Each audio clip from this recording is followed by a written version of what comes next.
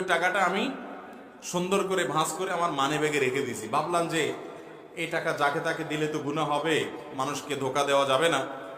তো কোন পুলিশ তাকে ধরে পথে ঘুষ চাইছি, তো আস্তে করে ওটা দিয়ে দিছে। যে ঘুষ নেয় ওই বেচারা তো কোন রকম চুপে চাপে হাতে নিয়ে পকেটে ঢুকাতে পারলে জান বাঁচে, সে তো আর চেক করে না।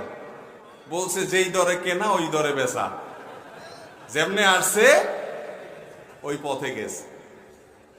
তো আপনি ঠান্ডা মাথায় কোনো মানুষকে খবরদার, এর মানে এটা না যে আপনাকে আমি বলতেছি আপনি কাউকে এটা করবেন, কারণ আপনি কাউকে জাল টাকা চালায়া দেওয়া এটা অন্যায় করা, কারণ আপনি তার সাথে প্রতারণা করলেন। মুসলমান প্রতারক হতে পারে।